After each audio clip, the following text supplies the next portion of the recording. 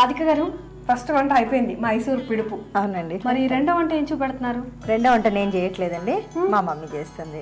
ఓహో, మీ మమ్మీ అనేం చేయట్లేదంటే నన్ను చేయమంటారు? లేదు లేదు లేదు, మీ అమ్మగారా? సరే, పిలుస్తారా మరి? ఓకేనండి. ఓకే. నమస్తే అమ్మా. హలో అండి. ఏం వంట చూపిస్తున్నారు మాకు? చెరుకు రసం పరవాన్నమ్మ.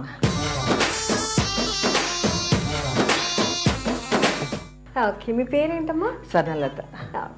మీరు ఇటువైపు వస్తారా? ఈజీగా ఉంటుంది. చెరుకు రసం పరమాన్నం.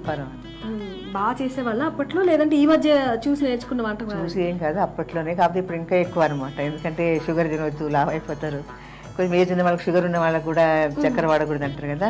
అంటే పంచదార కన్నా పంచదార ప్రాసెస్డ్ కదా, చెరుకు రసం అయితే మనం బాగుంటుంది అనేసి చాలా ఇంట్రెస్టింగ్ గా అనిపిస్తుందండి. మరి దీనికోసం కావాల్సిన పదార్థాలన్నీ ఒకసారి చెప్తారా? చెప్తాను. అన్నం, ఎండు ద్రాక్ష, నెయ్యి, కాజుపప్పు, చెరుకు రసం, యాలకుల పొడి. ఓకే అమ్మా, మరి ఇంగ్రీడియంట్స్ కూడా ఎక్కువగా లేవు, చాలా తేలిక, రోజు ఇంట్లో ఉండే వస్తువులే. వండి చూపిస్తారా మాకు? చూపిస్తామా. స్టవ్ వెలిగించుకుంటాం. ఓకే.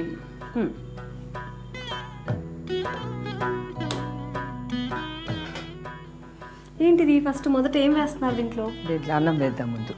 అన్నమే ముందు వేసి ముందుగా మనం ఉడికించి పెట్టుకున్న అన్నం. అంటే మనకు తొందరగా అయిపోతుంది, ఎవరైనా గెస్ట్లు వచ్చినా కూడా.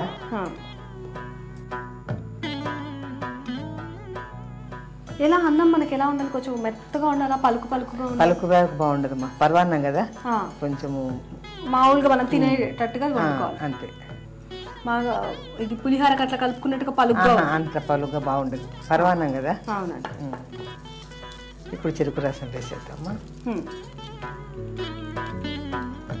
అన్నం వేసుకుని దానికి చెరుకు రసం 3 కప్పు, 1 కప్పు అన్నం అయితే 3 కప్పులు చెరుకు రసం. ఓకే, ఇంకో 2 కప్పులు ఇక్కడ.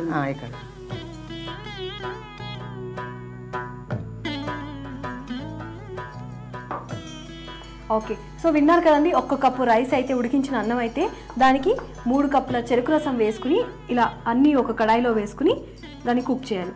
ఓకే, ఇదంతా రసం ఎక్కువగా ఉంది కదా, ఎంతసేపు ఇలా ఉడికించాలి మనం దీన్ని? అదే ఒక 5-10 నిమిషాలు. అంటే మొత్తం దగ్గరికి అన్నం అంతా పీల్చేసుకుంటుంది, అప్పుడే మనకి స్వీట్ గా ఉంటుంది. అంతే, షుగర్ అంతా వాడం కదా, ఇంకా ఇది ఒకటే కాబట్టి కొంచెం పెద్ద పెట్టి మూత పెట్టేద్దామా? మూత పెట్టేస్తే అంటే 2 నిమిషాలు ఆగి తీద్దాం. సరే, ఓకే. అంటే పొంగే ఛాన్స్ ఉంటుందని మీరు అనుకుంటున్నారు కదా, అది 2 నిమిషాల్లో తీసేద్దాం.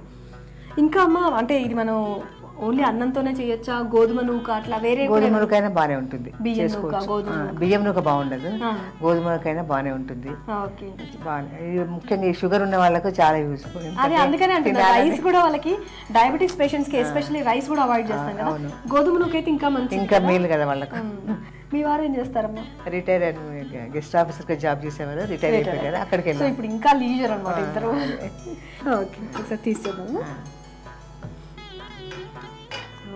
బాగా ఉడుకుతుంది, మొత్తం రసం అంతా అన్నం పీల్చుకునేంత వరకు మనం ఉడికించుకోవాలి. ఓకే అండి, ఇది కొంచెం మనకు దగ్గర పడింది కదా. కొద్దిగా సన్నది, 1 స్పూన్ ఇక్కడ ఇలాచి పొడి వేద్దాము. ఓహో, అది కొంచెం దగ్గర పడుతుండగా యాలకుల పొడి వేసేది.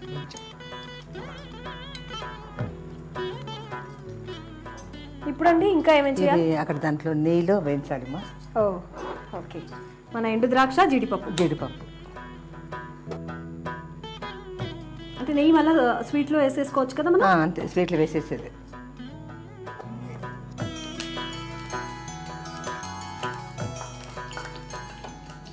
అంటే మనం ఇది కొంచెం రసంలా ఉన్నప్పుడే దింపుకోవాలనుకుంటా కదమ్మా, తర్వాత మళ్ళీ గట్టిగా బాగుండదు, అన్నం తినేట్లుంటుంది. కొంచెం పాయసం, పరవాన్నం కదమ్మా, కొద్దిగా జారుగుంటే తినేదానికి బాగుంటుంది. ఫస్ట్ జీడిపప్పు వేయండి అమ్మా, వేగాక ఎండు ద్రాక్ష అది ఆఫ్ చేసి వేద్దాం. అవునమ్మా, ఎందుకంటే మాడిపోతుందేమో కదా. చాలా త్వరగా సింపుల్ గా చేసుకోవచ్చు. మనకి ఎవరైనా గెస్ట్లు వచ్చినట్టు వాళ్ళు కూర్చోబెట్టి కూడా చేసేసుకోవచ్చు. ఒక చెరుకు రసం ఒకటి ఉంటే, రసం ఇంట్లో రెడీగా ఉండాలి. ఓకే, ఇవి వేగాయి, ఇందులో ఎండు ద్రాక్ష వేస్తున్నాను. పొయ్యి ఆఫ్ చేసేసారు, ఆపేసాను. ఇప్పుడండి అది కూడా రెడీ అయిపోయింది కదా, రెడీ అయిపోయింది. దాంట్లో గిన్నెలోకి తీసుకోవచ్చు. తీసుకోవచ్చుమా. ఇదిగోండి గరిట పట్టుకున్నామా, నేను దీనా తీసి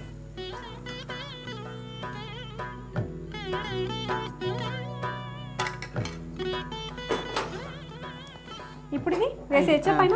పైన వేసేసి.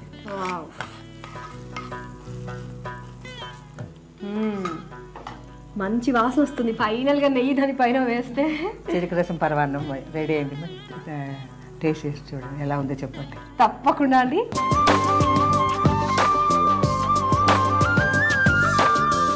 అమ్మా నిజంగా పంచదార కన్నా చాలా బాగుందండి. అంటే పంచదార పరమాన్నం చాలాసార్లు మనం తింటాం చక్కెర పొంగల్, కానీ చెరుకు రసం టేస్ట్ చాలా డిఫరెంట్గా ఉంది. అండ్ పంచదార అవాయిడ్ చేయమని చెప్తున్నారు కదా చాలా మటుకు. సో బెటర్ అందరూ ఇలా చేసుకోవడమేమో. చాలా బాగుందండి, చాలా రుచిగా ఉంది. చూసారు కదండి చెరుకు రసం పరమాన్నం తయారు చేసుకోవడం ఎలాగో. ప్రిపరేషన్ కూడా పెద్దగా కష్టపడక్కర్లేదండి, ఈజీగా తయారు చేసుకోవచ్చు. చెరుకు రసం ఉన్నప్పుడు మాత్రం ఈ వంటకాన్ని ఒకసారి తప్పకుండా ఇంట్లో ట్రై చేసి చూడండి. మరి ఈ చెరుకు రసం పరమాన్నానికి కావాల్సిన పదార్థాలు ఏంటో, ఎలా వండుకోవాలో మరొకసారి చూద్దాం.